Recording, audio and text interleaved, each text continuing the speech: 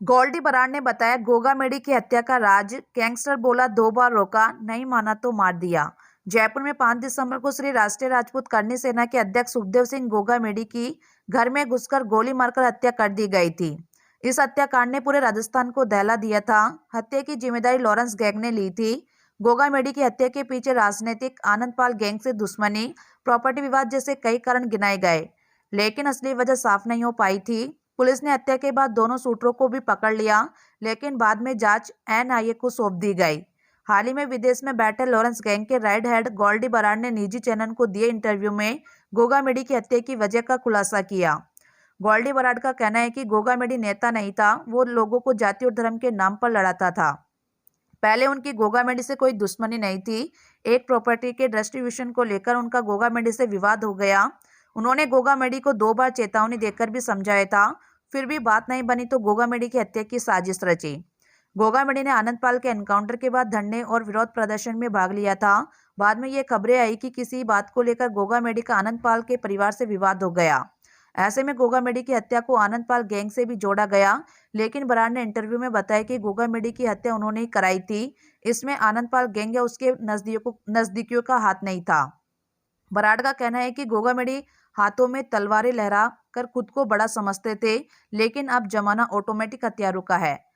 गोल्डी बराड़ के अनुसार उन लोगों ने श्री राष्ट्रीय राजपूत करनी सेना के अध्यक्ष सुखदेव सिंह गोगा मेडी की हत्या करवाने के लिए किसी को भी पैसे देकर हायर नहीं किया था। हत्या करने वाले उनके भाई थे, वो उनकी मदद करते थे और जरूरत पड़ने पर लॉरेंस गैंग उनकी मदद करता था। बराड़ बोला, गोगा मेडी की सुरक्षा में 15 गार्ड लगे थे, फिर भी शूटर वहां से फरार हो गए।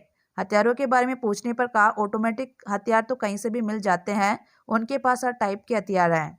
प्रारंभिक जांच में गोगा मेडी और राजू टैट दोनों के मर्डर की साजिश में वीरेंद्र चारण का नाम सामने आया था। चूरू के सुजानगढ़ के रहने वाले वीरेंद्र चारण ने ही राजू टैट और गोगा मेडी की हत्या में हथियारों की सप्लाई की थी।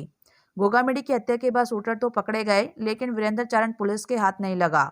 ऐसे में वीरेंद्र चारण ने नेपाल के रास्ते दुबई और अजरबैजान भागने की बात सामने आई। गोल्डी बराड़ का कहना है कि उन लोगों के लिए विदेश जाना कोई मुश्किल काम नहीं है। प्रॉपर्टी के विवाद को लेकर गोगा मेडी और लॉरेंस गैंग के बीच काफी समय से विवाद चल रहा था।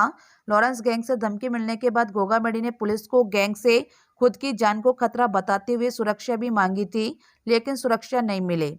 इधर पंजाब पुलिस ने भी राजस्थान एटीएस को गोगा मेडी की हत्या का अलर्ट जारी किया था। ऐसे में गोगा मेडी ने खुद ही अपनी सुरक्षा के इंतजाम कर रखे थे।